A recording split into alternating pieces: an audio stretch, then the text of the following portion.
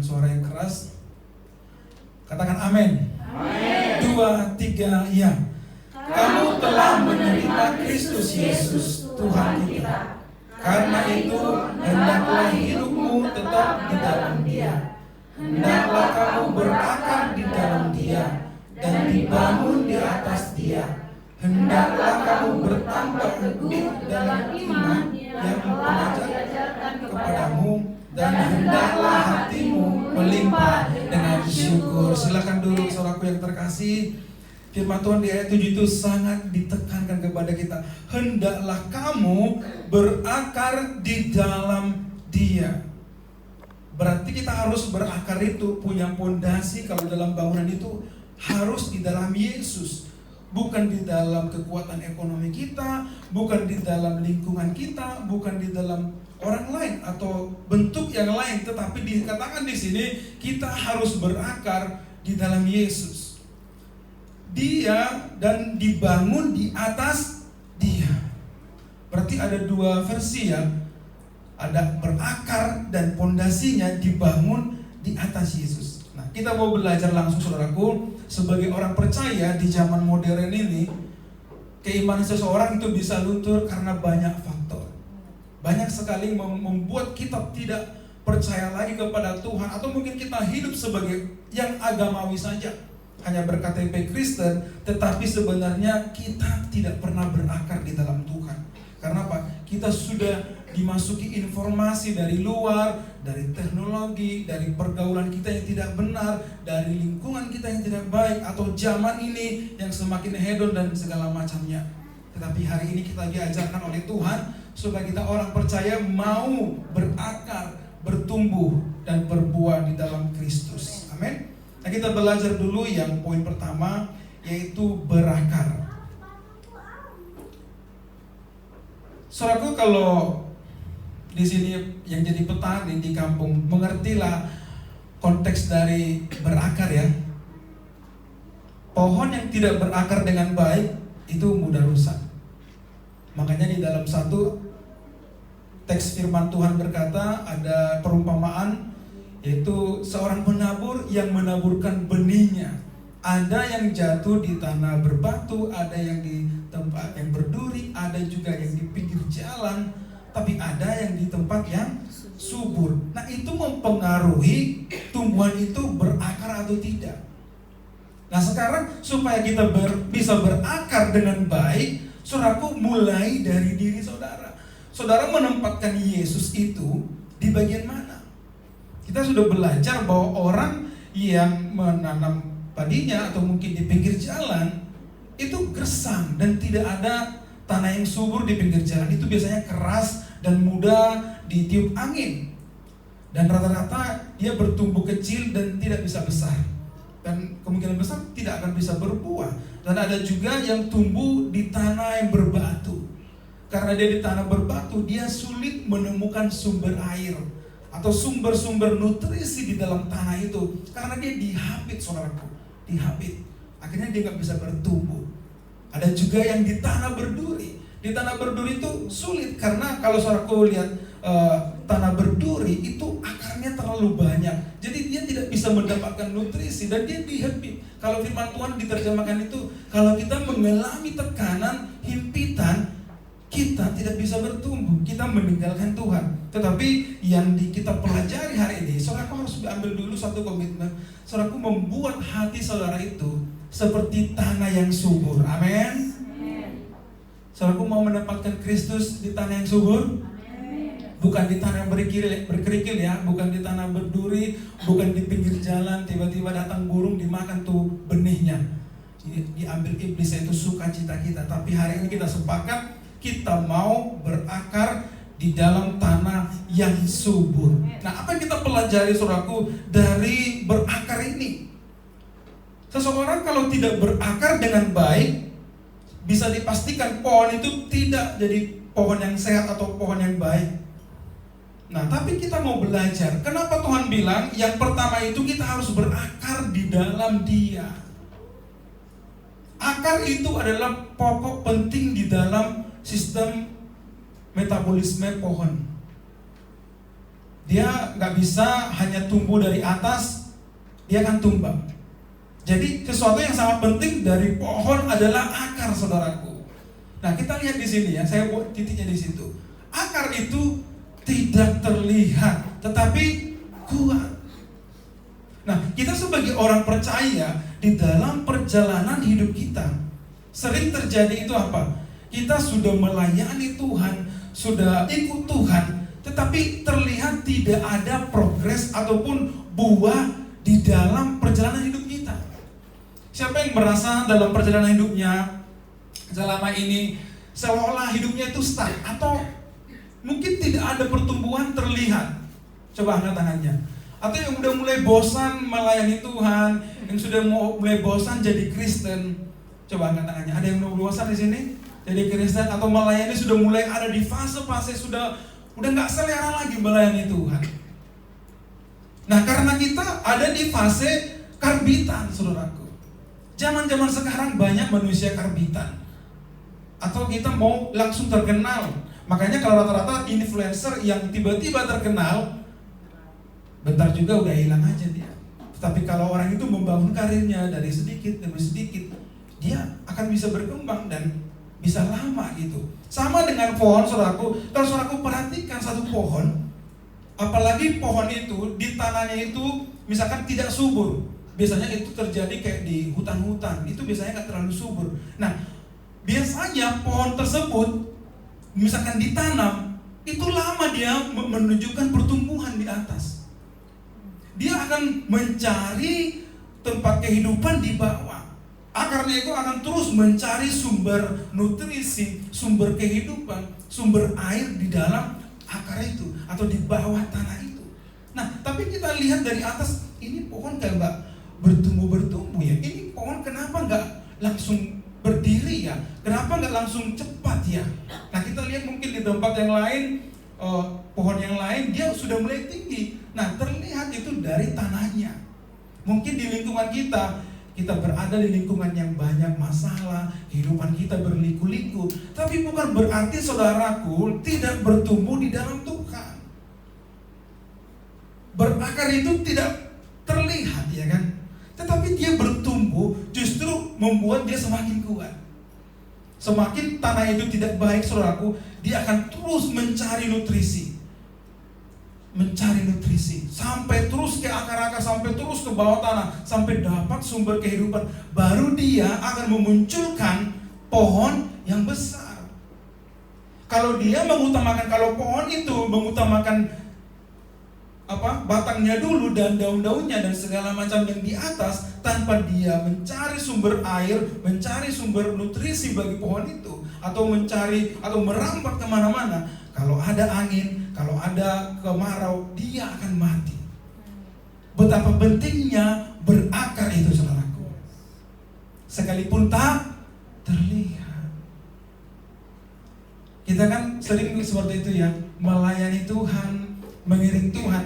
Kita lihat teman kita, wah mungkin dia udah dipakai Tuhan luar biasa, gerejanya mungkin besar, pelayanannya udah kesana sini, atau karirnya meningkat.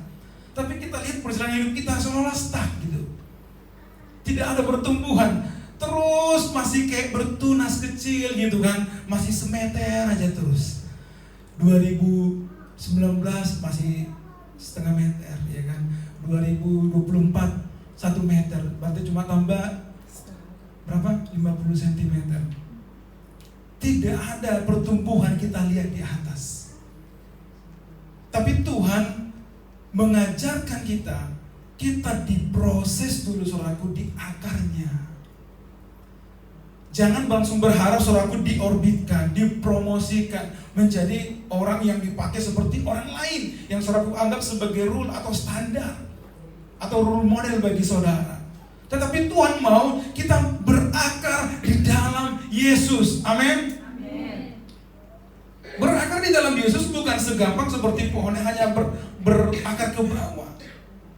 Tapi kadangkala dalam realita kehidupan, justru berakar di dalam Yesus itu harus mengalami banyak masalah, banyak proses kehidupan supaya kita dewasa di dalam Tuhan. Amin. Kalau kita tidak mau berakar di dalam Yesus, percayalah, tanda-tandanya sedikit masalah tidak datang ke gereja, sedikit teguran tidak datang ke gereja, sedikit ada masalah di gereja itu tidak datang ke gereja. Itu karena apa, saudaraku? Saudaraku tidak berakar di dalam Yesus. Salah satu Kak Lisna adalah menurut pandangan saya orang yang berakar di dalam Yesus. Mungkin teman-teman sepelayanan dia, selama dia udah melayani udah ada sekitar 7 tahun lebih. Mungkin temannya ada yang sudah pembicara, ada sudah menjadi apalah pokoknya kan, atau secara manusia sudah menikah, bla bla macam-macam. Tetapi saya katakan, dari setiap perjalanan hidupnya, saya tahu dia banyak masalah, ya kan. Pokoknya saya pernah ikutin masalah pribadinya, masalah keluarganya, tetapi dia tetap konsisten melayani Tuhan. Sekalipun saudara mengukurnya karena dia belum punya ini, punya itu, bukan seperti orang lain. Tetapi saya mau katakan, Kak Lisa contohnya dia adalah orang yang berakar di dalam Kristus. Mau seperti apapun di dalam pelayanan ini, mau seperti apapun saya lihat masalah dia, ya kan? Karena saya buka di sini kan, dia punya pernah masalah, saudaraku, masalah finance atau apalah kan. Tapi saya melihat dia, sekalipun dia punya masalah, dia masih tetap konsisten mau melayani Tuhan.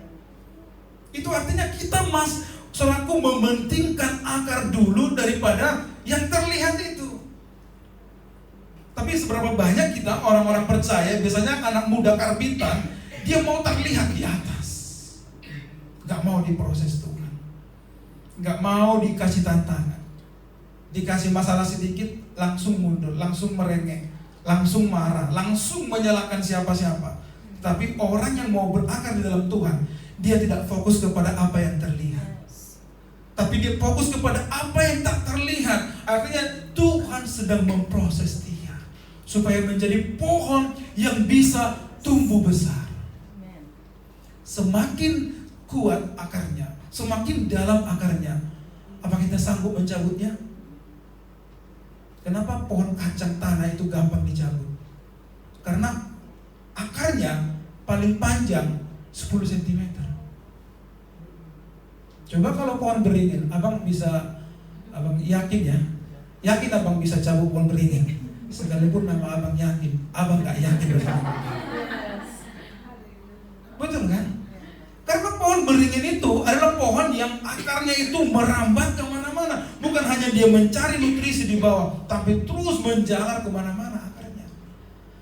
Kita satu gereja ini pun cabut pohon beringin yang besar itu, tidak akan sanggup. Karena apa? Kekuatannya dari dalam. Kenapa saya pernah katakan, orang percaya kalau semangatnya dari dalam, dari roh itu sendiri, berakar di dalam Yesus, apapun masalah dari luar, seperti pohon tadi, ada angin sakal, ada banjir, ada kemarau, dia tidak akan terpengaruh. Karena sekalipun kemarau, nutrisi yang dia cari sudah sampai mungkin 1 kilometer ke bawah sana. Akarnya sudah sangat kuat. Tapi kalau pohon yang hanya akarnya 1 meter, di saat kemarau panjang, dia akan mati, saudaraku, layu. Karena apa? Akarnya tidak sampai ke bawah sana, ke sumber air, ke sumber mata air di bawah sana. Sama seperti orang-orang Kristen yang tidak berakar di dalam Yesus, di saat badai itu datang, pasti tumbang. Di saat masalah itu datang, pasti tumbang.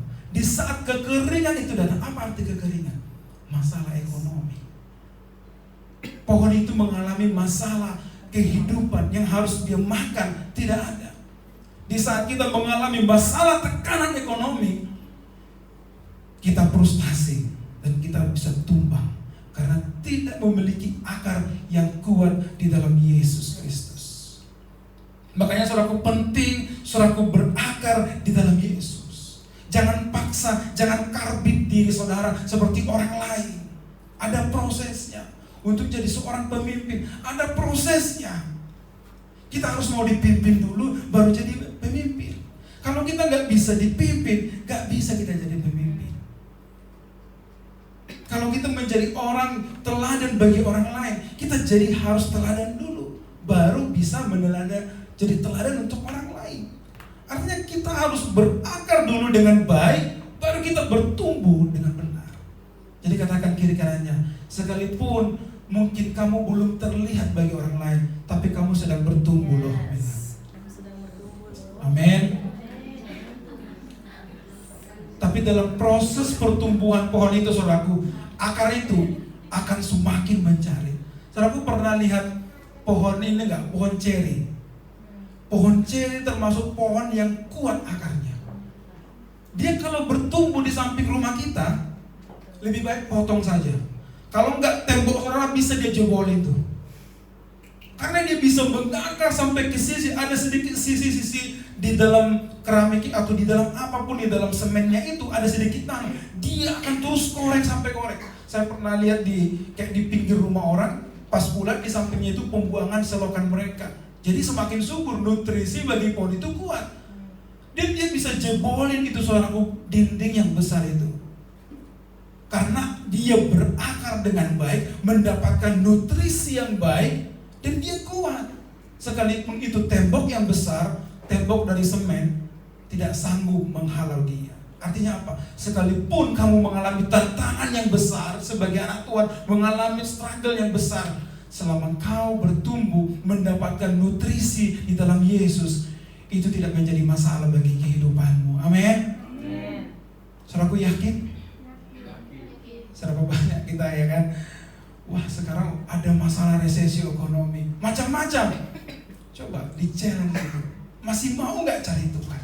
Masih ada sukacita nggak di dalam dirinya? Masih bisa senyum nggak kepada orang lain? Masih bisa berdampak nggak untuk orang lain? Kalau enggak, coba perhatikan, apa engkau berakar di dalam Yesus atau tidak? Jangan suka terhadap apa yang terlihat, tapi sukalah kepada apa yang tak terlihat, tapi dia kuat dan berakar. Nah, next selanjutnya. Nah, sama seperti bangunan, saudaraku, dikatakan di dalam Kolose tadi, kita juga harus berakar di dalam Dia dan dibangun di atas Dia. Saudaraku, kalau ada yang di sini ahli sarjana teknik sipil atau teknik apalah, konstruksi, ada yang pernah kerja bangunan di sini?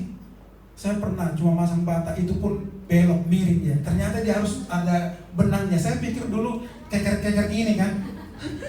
Ya kita kan karena nggak punya pengetahuan, kita keker. Kayak udah pas ini tiba-tiba udah naik ke atas kok miring ya. Ternyata harus pakai benang gitu ya. Sama halnya bangunan yang tinggi. Di sana saya belajar itu, ada biasanya kami tempat doa di SPBU yang di Bundaran Bundaran Madani itu ya, arah Okarena. Itu mau dibangun rumah sakit, apartemen, hotel dan mall. Pemiliknya itu advisor kita lah, pembina kita namanya Pak Pemilik, baik banget orangnya. Nah, mereka sedang pasang paku bumi atau pancung ke dalam itu. Dia udah dikorek loh. Jadi tanahnya itu udah dikorek dulu ke bawah sekitar 7 meter. Dikorek, baru dipasang pancungnya ke bawah atau paku buminya itu ditokok-tokokin tang gitu terus kan. Baru setelah itu nggak sampai ke bawah banget, nanti ada dia sekitar segini, nampak dia tiangnya itu, paku buminya itu, dan itu nanti ada beban yang sangat besar ditaruh di atas. Misalkan gedung ini beratnya 1000 ton, gedung ini 1000 ton. Nah, nanti beban di atas akan ditaruh 10.000 ton atau 100.000 ton. Karena dalam kali-kali konstruksi, dia nggak boleh pondasi itu hanya menahan apa yang sudah ditentukan. Dia harus ada spare kekuatan melebihi dari apa yang dia bebanin itu. Contohnya kalau beban gedung ini 1000 ton, berarti dia harus sanggup pondasi ini menahan sekitar 100.000 ton. Karena kalau besarnya nanti yang masuk ke hotel itu 100 kilo orang, kan ini ukuran betonnya kan bangunannya itu 1000 ton. Yang masuk ke dalam ada sekitar 1000 orang, beratnya rata-rata 150 kilo. Udah berapa tambahnya itu? Belum furniture-nya, ya kan? Belum macam-macam yang naik ke gedung itu. Dan belum lagi entah apa yang terjadi, angin atau segala macam. Jadi ada perhitungan di dalam konstruksi. Makanya waktu saudaraku lihat pembangunannya Polak Sabibi, dalam pembangunan pondasi itu, 4 tahun kalau nggak salah. Tapi pembangunan ke atas itu cuma 2 tahun. Makanya jangan heran kan, saudaraku, di depan Polok Sabib itu ada sedang dibangun Venesia ya kalau nggak salah itu. Venesia. Itu sudah hampir 4 tahun loh pondasi itu. Awalnya ditaruh dulu tanahnya, ditimbun, baru ditaruh paku. Sampai sekarang belum dibangun. Saya belajar dari konstruksi, lebih gampang membangun ke atas daripada ke bawah. Karena kalau mereka salah perhitungan, tidak membangun sampai ke bawah, itu akan roboh. Apalagi saudaraku yang pernah nonton di YouTube pembangunan Burj Khalifa, apa namanya itu? Burj Khalifa, gedung tertinggi di dunia yang di Dubai. Itu teorinya lebih sulit lagi. Itu insinyurnya lebih dari 100 orang. Insinyur terbaik di dunia. Karena membangun di Arab Saudi itu lebih sulit daripada seperti di Indonesia. Di sana itu hampir sampai sekitar 400 sampai 500 km belum mendapatkan tanah. Masih pasir terus. Kan sifat pasir itu nggak stabil kan. Nah ada teorinya loh. Nanti kalau saya ajarkan lagi di sini makin lama kita. Tetapi untuk memecahkan masalah itu ada ratusan insinyur di dalam memecahkan itu. Teorinya nggak pakai pancung di sana, saudaraku. Ada teori, nanti saudaraku bisa dilihat di Google ya. Tapi betapa sulitnya mereka memecahkan masalah itu supaya gedung yang tertinggi di tanah berpasir bisa kokoh berdiri, tidak tumbang. Dan teori angin pun harus dipelajari. Makanya kalau saudaraku lihat gedung itu, nggak selalu arahnya sama. Karena mereka melihat mata angin supaya tidak melawan angin. Kalau dia melawan angin, gedung itu bisa roboh kalau datang badai. Jadi banyak teori-teori. Jadi saudaraku, gedung yang kokoh, yang baik itu, yang menjadi gedung yang kuat itu, dia harus dibangun di dalam fondasi yang kuat. Kita orang percaya maunya langsung seperti, wah tinggi, seperti Sidik Muhede, ya kan? Atau seperti Pastor A, B, C, terkenal di YouTube, terkenal di mana-mana, atau bla bla bla, gerejanya besar. Tapi kalau fondasi kita nggak benar, datang aja telat-telat, doa aja nggak serius, itu fondasi kita, saudaraku. Fondasi itu bukan bicara ya kita dalam bentuk fisik, kita ada konstruksi, ada akarnya, tetapi prosesnya itu loh. Nutrisi kita apa? Doa. Nutrisi kita apa? Firman. Nutrisi kita apa? Unity. Kalau unity aja nggak ada, gimana kita mau bertumbuh besar? Pohon yang tadi itu, dia tidak hanya satu akar, dia banyak akar. Mereka bersama-sama mencari nutrisi bagiannya masing-masing. Kalau pohon itu akarnya cuma ke kiri, kalau datang angin dari kanan, dia akan tumbang ke sini, saudara. Tapi kalau ada angin dari sana mungkin dia put karena ada akar sebelah sana. Tapi sistem akar itu dia merambat ke sisi utara, selatan, barat dan segala macam. Sampai ke bawah pun dia berakar. Dari kemanapun angin datang, dia tidak jatuh. Kalau saudaraku masih berakar di dalam hal skill saja, saudaraku tidak bisa kuat dalam Tuhan.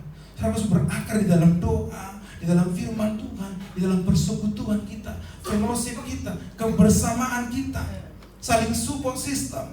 Itu membuat kita kuat, bertumbuh jadi gereja yang besar.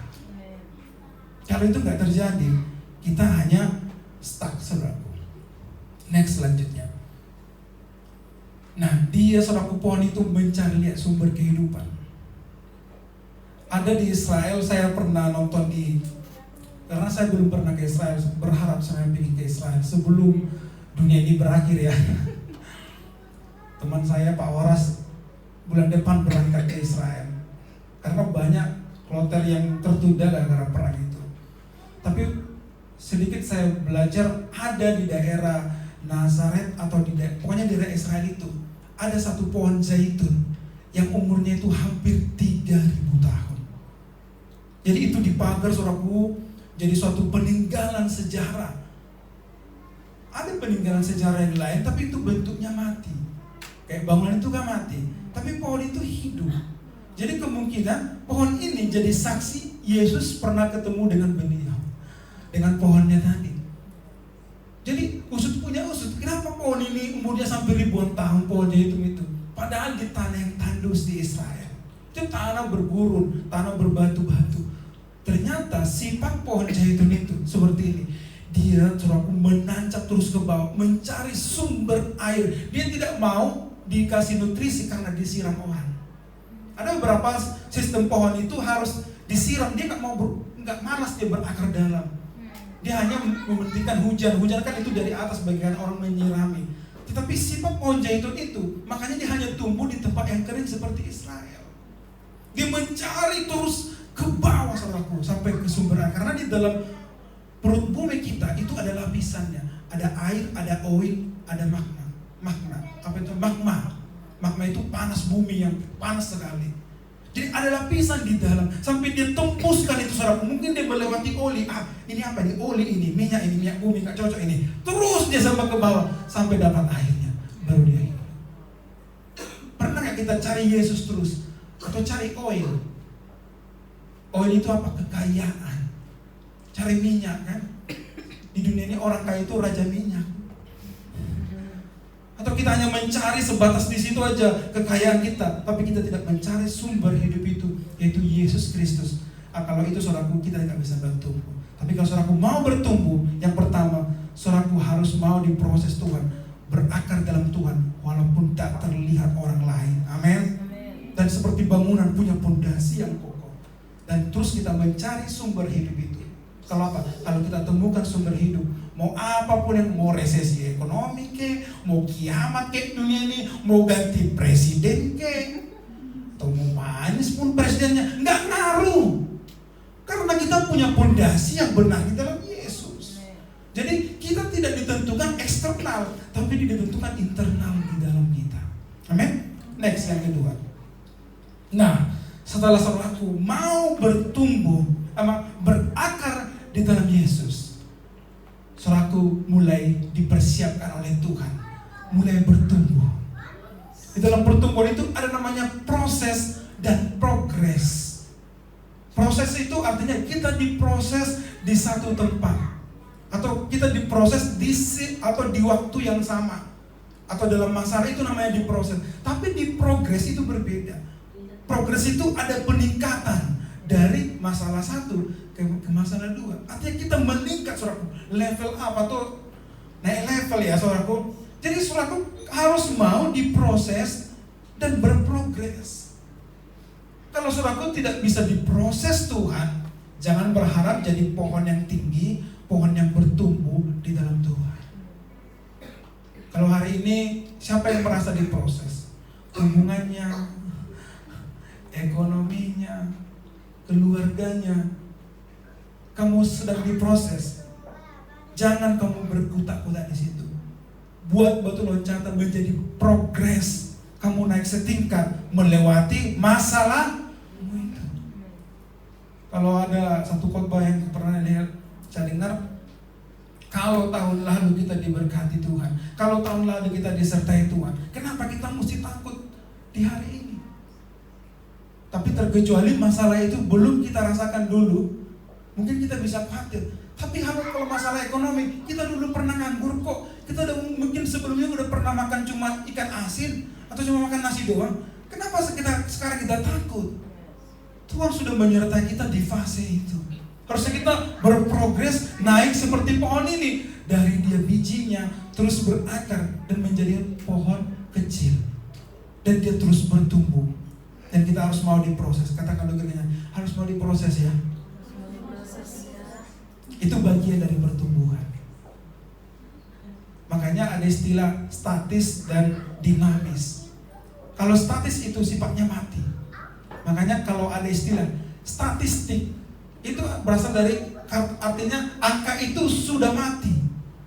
Kalau dinamis itu berasal dari kata dinamo. Makanya yang menggerakkan roda itu listrik, namanya dinamo. Dinamis itu berputar, bergerak, saudara.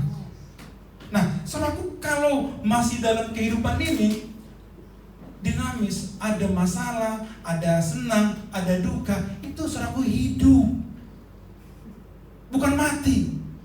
Tapi justru kalau enak-enak terus, jangan-jangan saudaraku mati. Atau terus juga menderita, itu juga tanda-tanda mati. Tapi kalau masih ada hari ini kita senang, besok kita juga mengalami masalah, besoknya juga mengalami tantangan, besok kita juga happy. Saudaraku masih hidup. Bilang, kau masih hidup kan? Itulah gelombang kehidupan, makanya disebut dinamis, dinamo yang dia berputar, bergerak. Tapi kalau statik atau statistik, makanya angka-angka itu tidak bisa diganti. Makanya saudaraku harus mau diproses dan berprogres dalam Tuhan. Dan yang selanjutnya, bertumbuh itu meningkatkan kualitas dan membuang yang buruk. Nextnya, saudaraku kalau pecinta pohon durian, saudaraku mengikuti nggak? Saya suka tuh nonton mau di snack video atau di TikTok ya tentang durian gitu kan, karena durian itu enak gitu. Kalau saya lihat durian di Cipiro, itu kayak duriannya nggak bisa dijangkau orang, nggak bisa dicuri gitu. Pohonnya tinggi sekali gitu kan. Kalau jatuh pun rata-rata udah terbuka gitu kan. Tapi kalau saya lihat durian Thailand, makanya di dunia ini, di Asia Tenggara, petani terbaik di Asia Tenggara itu Thailand. Mereka ekspor buah-buahan, ekspor macam-macam lah tanaman-tanaman, karena mereka didukung oleh pemerintah di sana. Saudaraku, di dalam pertumbuhan pohon, kalau yang suka nanam pohon, tidak selalu ranting-ranting yang bertumbuh itu dibiarkan hidup. Coba next gambarnya ada nggak ya? Nah, biasanya saudaraku, kalau seorang ahli di dalam pertanian, saya juga belajar ya teknik sipil, ya pertanian juga ya. Seorang pengkhotbah harus wawasannya luas saudaraku, jangan. Jadi di dalam sistem pertanian, biasanya pohon ini akan tumbuh banyak ranting di sini, di sini, di sini. Nah ini ranting sebenarnya, ini ranting. Nah petani yang baik dia harus potong ini saudaraku, gunting. Kenapa? Saya baru tahu rahasianya. Pohon itu mencari nutrisi itu nggak gampang. Jadi kalau semakin banyak ranting-ranting yang tak berfungsi, itu menghabiskan nutrisi di dalam pohon itu sendiri. Atau semakin banyak dia punya daun, nutrisi itu ke daunnya. Akhirnya di saat dia bertunas mau berbuah, buahnya itu jadi kecil, nggak besar. Karena apa? Nutrisinya sudah disalurkan ke ranting-ranting yang tak berguna atau ke daun-daun yang lain. Makanya dalam sistem pertanian, dia harus dirawat saudaraku. Ada tunas-tunas yang baik dipotong. Makanya kalau saudaraku lihat pohon durian Thailand itu pendek-pendek tapi duriannya subur saudaraku. Ada lagi durian Thailand itu terkenal Musang King, ya kan? Tahu gak harganya? Satu ini bisa 3 juta. Mending beli emas kalau mama kan. Padahal enaknya cuma di mulut berapa menit? 5 menit. Setelah itu jadi apa Bang John? Memang bisa dicium lagi. Jangankan luar dari sini, luar dari mulut aja orang grek gitu kan, kita empuk kali walaupun bawa durian kan. Hanya waktu masuk ke dalam aja, satu durian king itu, Musang King, itu bisa 3 juta, 4 juta, tergantung kilonya berapa. Tapi kita bukan fokus masalah itunya ya, jadi apa nanti keluarnya. Tapi kita fokus di dalam pertumbuhan pohon yang baik, dia harus dibuang yang tidak baik di dalam pohon itu, yang mengambil nutrisi yang baik. Sekarang, kalau kamu dalam bertumbuh, ada proses Tuhan. Tuhan sedang memotong kesombongan. Bagaimana cara memotong kesombongan? Ada kalanya, di saat kamu naik, kamu merasa kamu hebat, hartamu mulai banyak, bahkan pengaruhmu mulai banyak, tapi sifatmu mulai sombong. Tuhan bisa turunkan kamu, Tuhan jatuhkan kamu ke bawah. Supaya apa? Itu memotong, memangkas kesombongan kita. Apa masalah-masalah atau yang merusak diri kita? Kesombongan, keegoan kita, macam-macam kan? Itu harus dipangkas saudaraku, supaya saudaraku bisa berbuah baik nanti. Saya pernah lihat pohon yang banyak rantingnya, banyak, lebat daunnya kan, daunnya banyak, tapi gak ada buahnya. Jadi pohon yang banyak daunnya dan rantingnya tidak akan pernah berbuah, itu sulit berbuah.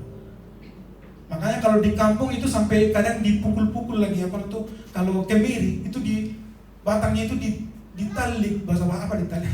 Dijal-jal supaya nutrisinya keluar. Dan itu kalau ada ranting-ranting tak berguna dipotong. Supaya apa? Nutrisinya baik. Dan semua di dalam pohon itu baik adanya. Amin. Saudaraku mau bertumbuh di dalam Tuhan? Dan siapa itu pohon itu? Yesus sendiri. Coba di ayat sebelumnya, Bang. Yohanes 15 ayat 1 sampai 4 katakan, "Akulah pokok anggur yang benar, dan Bapakkulah pengusahanya. Setiap ranting padaku yang tidak berbuah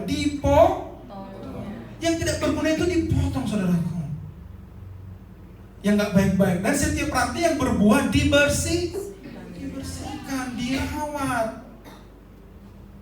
Dan supaya ia lebih banyak berbuah. Secara teori pun, ternyata udah ada teori itu diciptakan Tuhan Yesus sebelum pertanian modern menciptakan itu.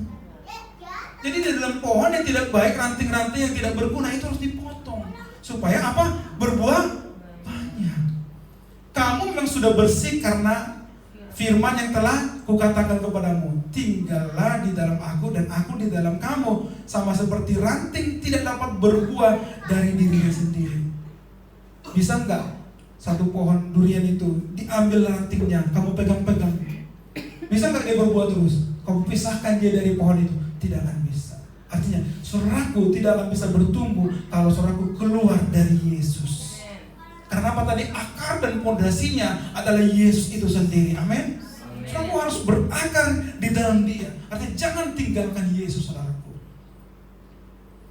Kalau ia tidak tinggal pada pokok anggur, demikian juga kamu tidak akan berbuah jika kamu tidak tinggal di dalam Yesus. Jadi kita harus mau tinggal di dalam Yesus, berakar, bertumbuh, dan kita juga mau diproses. Kalau hari ini kita masih sombong, Tuhan akan proses kita. Kalau hari ini kita mulai pemarah, Tuhan proses kita. Kalau hari ini kita mulai, Tuhan proses kita. Kalau itu masalah terjadi, untuk menurunkan ego kita, berterima kasihlah kepada Tuhan. Jangan justru salahkan Tuhan. Karena itu apa? Untuk kebaikan saudara semuanya. Next. Nah, setelah dia saudaraku sudah berakar tadi kan, setelah itu bertumbuh dia, yang tidak baik dipotong ya kan, dan berakar dalam Yesus. Maka pohon itu terlihat apa? Kuat dan sehat. Saudaraku lebih senang lihat pohon yang rimbun, bagus, cantik, atau pohon yang kering. Rata-rata pohon yang kering diapain tuh? Ditebang. Jadi apa? Jadi kayu bakar. Ya. Kalau saya dulu di kampung kami itu belum ada masa gas 3 kg. Jadi kami dulu anak-anak lajang itu suka, ini anak-anak lajang dulu ya, suka nyuri pohon apa itu namanya? Pohon karet orang yang sudah masak. Jadi biasanya aku ada beberapa teman ya kan, itu tapi berbakti juga orang tua itu senang, orang tuh banyak kayu bakar dibawa kan, padahal kami nyuri. Biasanya kami siang-siang itu pura-pura berburu. Tapi kami tandai, itu udah mati loh pohonnya itu, kita ambil ya nanti malamnya gitu. Rata-rata pohon yang sudah mati itu tidak akan dibiarkan dia hidup di situ, karena tidak ada gunanya di sana. Karena lebih baik ditumbuhkan satu pohon yang baru. Dia pasti dipotong. Sama seperti kami ambil malam-malam itu kalau buat jadi kayu bakar ya. Senanglah orang tua kan, padahal dicuri. Tapi bukan itu poinnya ya. Tapi pohon yang bertumbuh dan sehat itu mengalami proses yang tadi. Rata-rata pohon yang tidak bertumbuh dengan baik karena tidak dirawat dan tidak diperbaiki. Ada yang rantingnya, apalagi kalau saudaraku memiliki pohon yang bagus, datang tumbuhan itu ya? Parasit ya? Itu harus diambil. Kalau enggak itu nutrisi pohon itu habis semua dimakan parasit itu. Akhirnya pohon itu mati. Kadang-kadang dalam diri kita ada parasit atau iblis toksit yang datang dalam diri kita. Matikan, potong dia, buang dari dalam diri kita. Kenapa? Kalau dibiarkan, kita nggak bisa bertumbuh, saudaraku. Nah, di saat sudah seperti ini, saudaraku, apa yang terjadi? Siap untuk berbuah. Pohon kering bisa berbuah? Pernah temukan pohon yang kering berbuah nggak? Buah apa tuh? Nggak ada kan? Rata-rata pohon yang sehat seperti ini akan siap berbuah. Next, selanjutnya terakhir. Nah, saudaraku, wah, ini durian ini udah berapa ini? Saya hitung dulu ya. Ini kayaknya 300.000, 400.000. Ini 400.000. Hitung-hitung semua satu pohon ini bisa dapat 4 juta loh. Makanya saya pernah berpikir kalau saya punya tanah, kalau masih orang Indonesia masih suka durian, kayak mending bertani durian aja dah. Daripada bertani jagung yang lain-lain, mending bertani seperti ini ya. Tapi yang seperti ini, jangan yang udah tinggi kali yang seperti di Sipirok, sampai barangnya Sipirok tinggi kali, gimana orang mau ngambil itu? Ya tunggu jatuh semua. Kita pun di bawah takut, pas pulang ke kepala ya enak gitu kan. Tapi inilah saudaraku, pohon yang sudah siap tadi, tidak banyak kan tuh, banyak nggak akar-akar yang berambat-rambat? Tidak banyak, nggak ada di sini. Biasanya kalau nggak diperbaiki, dia kan tumbuh di sini, ranting-ranting kecil. Nah itu menghabisi nutrisi pohon itu. Supaya saudaraku, seperti tadi, dibuang semuanya, saudaraku siaplah menghasilkan buah. Tuhan promosikanlah saudara berbuah dan siap diorbitkan Tuhan menjadi hamba-hamba Tuhan yang luar biasa. Amin. Apalagi anak-anak muda sekarang ini, lagi kita percayakan. Puji Tuhan, kemarin anak-anak muda sudah mulai dari ibadah pemuda. Sekalipun mereka cuma 8 orang, tapi konsisten, mereka mau berakar. Harapan saya, jangan akarnya bentar ya, terus berakar. Mungkin proses Tuhan dalam tahun ini bisa aja saudaraku nggak langsung melejit gitu kan, nggak langsung penuh, tapi saudaraku diproses. Belajar dari situ, percaya sama Tuhan. Proses itu memang lebih lama. Seperti saya bilang, pembangunan hotel yang tinggi lebih lama buat pondasi daripada membuat ke atasnya, sekalipun berapa tingkat. Ada prosesnya saudaraku. Jadi jangan nanti saudaraku udah di pertengahan bulan 7, kayaknya kita gini-gini aja loh. 8, 10, tiba-tiba wah 5 orang, wah kadang 20 orang, udahlah kayaknya capek-capekin badan. Nah saudaraku sedang diproses Tuhan. Saya juga diproses Tuhan di sini. Kita nggak selalu banyak-banyak, kadang sedikit, tapi saya diproses Tuhan. Apakah kita tetap konsisten, tetap memberikan nutrisi yang baik buat jemaat, memberikan makanan rohani yang baik buat jemaat, atau saya cuma caplok aja dari firman Tuhan orang lain? Saya selama bawa khotbah di sini, saudaraku, saya nggak pernah ciplak khotbah orang lain. Itu benar-benar saya pelajari, saya analisa, saya baca firman, saya buat sendiri materinya, saya buat sendiri poin-poinnya. Nggak pernah saya caploknya orang lain. Karena saya mau belajar memberikan nutrisi yang baik buat saudara. Karena banyak khotbah-khotbah juga yang diberikan dari GBI sendiri pun ada khotbah-khotbah yang diberikan. Tapi menurut saya itu nggak relevan bagi saudara. Saya melihat apa kebutuhan saudara. Nah sama seperti pohon ini, kalau dia sudah diberikan yang baik, maka dia siap berbuah. Amin. Dan pohon yang sudah baik tadi, dia akan bertahan lama. Next. Setelahnya, dia bertahan lama sampai dia tua, saudaraku. Pohon yang sudah baik akarnya itu, dia bisa tua. Seperti pohon zaitun yang saya bilang di Israel itu, dia bisa bertahan lama sampai dia terus berbuah, terus menghasilkan buah. Setiap musim dia memberi buah, setiap musim dia memberi buah. Kalau kita musim-musiman, itu pun musim sekali seumur hidup. Setelah itu menghilang dari peredaran, dia kan nggak tahu lagi batang hidung kemana, rambut entah nampak gitu kan. Semua hilang. Tetapi pohon yang benar dan bertumbuh berakar dan bertumbuh dengan baik, dirawat dengan baik, dia terus berbuah sampai dia nanti mati. Ada pohon yang ribuan tahun, ada yang puluhan tahun, itu rata-rata akarnya baik dan pertumbuhannya baik. Dan saudaraku, setelah itu, setelah dia bertahan lama, dan dia juga melahirkan apa? Next, regenerasi.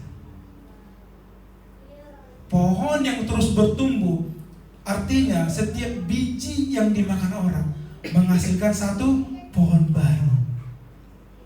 Kalau saudaraku nanti udah berakar, benar-benar berakar, benar di dalam Tuhan, dan berakar saudaraku bertumbuh, saudaraku akan terus berbuah sampai hari tua, saudaraku terus berbuah. Berapa banyak orang Kristen tidak berbuah di hari tuanya? Alkitab mencatat justru tokoh-tokoh Alkitab semakin tua semakin berbuah. Anak cucunya diberkati oleh Tuhan. Karena apa? Dia berakar dan bertumbuh di dalam Yesus. Nah, kalau kita nanti seperti itu, baru kita bisa regenerasi. Kalau kita aja belum berakal, belum bertumbuh, gimana mau menghadirkan jemaat di tempat ini? Soalnya aku nggak memberi dampak, memberi buah kepada orang lain. Yang diberikan apa? Buah asam. Buah asam itu apa? Kita bertingkah, pelayanannya nggak baik, orang lihat kita, apa sih orang itu? Cemberut, mutung. Coba saudaraku kalau makan yang asam, gimana wajahnya Bang John? Orang lain yang makan aja pun kita ikut kan? Gitu kan? Orang makan jeruk asam tuh, orang yang lain yang makan kita pun memberi rasa yang gak enak gitu. Kita harus memberi rasa yang manis orang. Nah, bagaimana kita bisa regenerasi, mendatangkan banyak jiwa-jiwa ke tempat ini kalau kita aja tidak berakar, tidak bertumbuh, bahkan tidak berbuah? Apa yang mau didapatkan? Mending ada asamnya.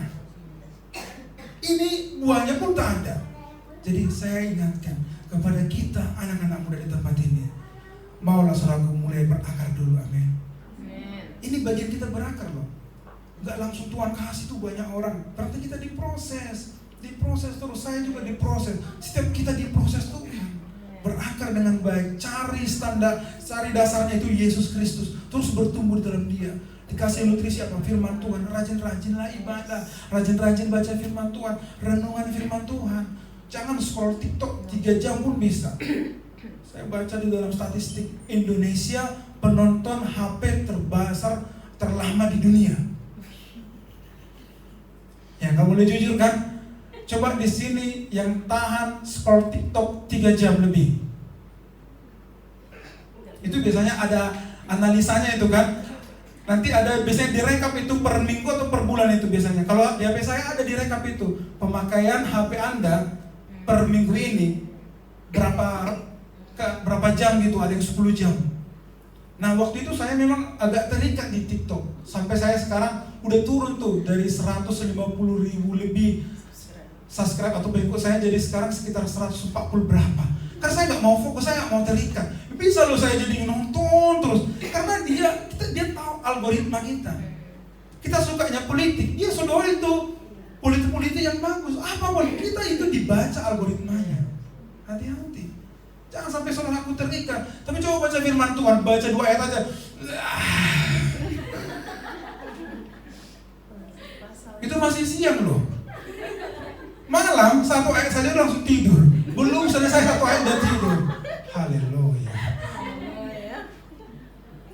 Introspeksi diri. Padahal tadi nutrisi kita apa? Firman Tuhan. Doa adalah nutrisi kita. Persekutuan ini nutrisi kita. Karena kita dengan Tuhan itu, saudara nggak boleh bilang aku mengasihi kau Yesus, mengasihi kau Yesus. Representasi mengasihi Yesus harus bisa mengasihi yang terlihat. Itu siapa? Saudara-saudara kita. Saudara nggak bisa bilang egois, aku cinta kau Tuhan, wah cintaku padamu Tuhan. Sampingmu kau nggak pernah mengasihi dia. Bagaimana kau bisa merepresentasikan cintamu kepada yang tak terlihat? Jelas-jelas di sampingmu terlihat kok kamu nggak ngasihi. Jadi berarti di dalam pertumbuhan iman yang baik ada fellowship, bertemu dengan teman-teman kita. Di situ kita diproses, akan terjadi gesekan. Firman Tuhan bilang manusia menajamkan sesamanya, besi menajamkan besi, manusia menajamkan samanya. Kadang-kadang nanti Verlina akan bertentangan dengan si A, akan bertentangan. Tapi itulah kita kehidupan dinamis. Biasanya semakin banyak ribut, semakin itu akar loh. Saya bahkan ada satu penelitian, rata-rata murid yang diingat gurunya bukan yang pintar, yang paling banyak tingkah rata-rata. Berarti di memori kita semakin banyak kesan-kesan, mungkin kita pernah bertengkar, berselisih, berteman, akrab lagi. Itu jadi memori yang panjang. Itu jadi apa nih saudaraku? Membuat kita semakin akrab. Jadi saudaraku, kalau ada sini sedang membangun hubungan, putus nyambung, itu baik untuk percintaan saudara. Iya loh, justru kalau baik-baik aja, itu bisa dipertanyakan. Jangan-jangan kamu berjalan berdua, tetapi hatimu bertiga. Jadi kamu berkamuflase aja dengan baik dengan dia, tapi kamu juga aman juga di tempat yang lain. Tapi kalau saudaraku hari ini berantem, habis itu mesra-mesraan lagi, habis itu putus lagi, aku jangan hubungi aku lagi ya, macam-macam lah itu kan. Tapi gak bisa juga pisah. Ujung-ujungnya saudaraku tidak bisa melupakan dia. Sama dengan istri saya dulu ya kan.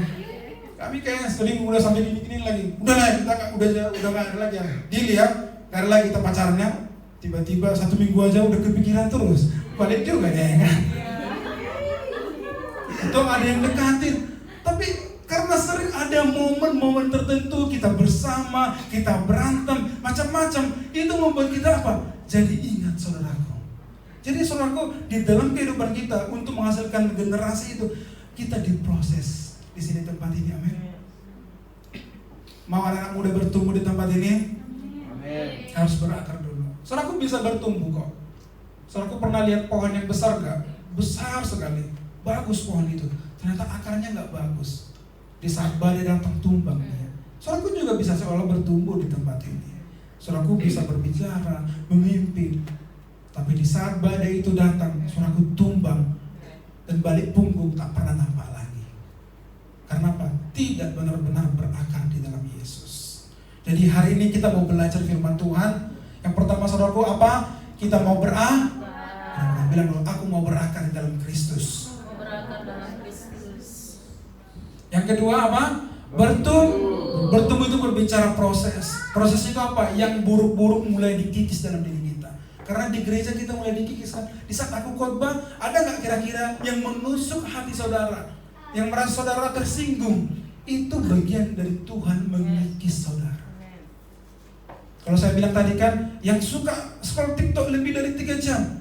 Kalau saudaraku imani itu saudaraku nggak baik, saudara ya mikirlah. Ya, ntar baca firman aja aku 2 ayat langsung tidur, langsung dead it's die kan langsung kan. Ya harusnya mikir dong. Tapi kalau cuma udahlah bilang lah di situ, yang penting hidup lo, hidup gue gitu kan. Tapi saudaraku kalau mau bertumbuh dalam Yesus, ikuti prosesnya. Dan yang terakhir saudaraku apa? Berbuah. Karena firman Tuhan, dari buahnya lah kita melihat seseorang itu. Pohon mangga itu ada juga kamuflase pohon mangga di hutan. Yang menentukan dia pohon mangga atau tidak, buahnya. Kadang ada beberapa kayak mirip pohon-pohon durian, ternyata itu bukan durian. Yang menentukan itu durian apa? Buahnya. Kadang-kadang kita bisa seorang Kristen, tapi yang menentukan kita seorang Kristen yang baik di dalam Kristus, buahnya. Mari kita berbuah bersama-sama saudaraku. Demikianlah firman Tuhan. Kiranya saudaraku bukan hanya kita dengar saja, kita sama-sama grow in Jesus, amin. Kita bertumbuh di dalam Kristus. Mari kita berdoa. Tuhan Yesus, terima kasih Bapa. Kami mengucap syukur buat siang hari ini kami belajar Tuhan dari kebenaran firman Tuhan, yaitu biarlah kami orang-orang percaya bertumbuh dan berakar dan dibangun di atas Engkau ya Tuhan, supaya kami menjadi pribadi yang kuat, yang sehat, yang siap dipakai oleh Tuhan, dan kami menghasilkan buah-buah yang baik dan memberkati banyak orang, memberi impact, memberi dampak kepada orang lain Tuhan. Bahkan kami melahirkan regenerasi seperti pohon yang terus menghasilkan benih-benih baru untuk ditanamkan. Demikianlah juga kami Tuhan, memuridkan seperti Engkau yang mengatakan pergilah jadikanlah setiap bangsa menjadi muridku. Setiap kami memiliki kewajiban yang sama, memuridkan orang lain dan terus generasi ke generasi Tuhan, sampai Kau datang dan seluruh bumi mengaku Engkaulah Tuhan dan Juru Selamat satu-satunya. Terpujilah nama-Mu Bapa. Dalam nama Tuhan Yesus Kristus kami berdoa dan mengucap syukur. Kita yang diberkati bersama-sama dengan saya katakan amin.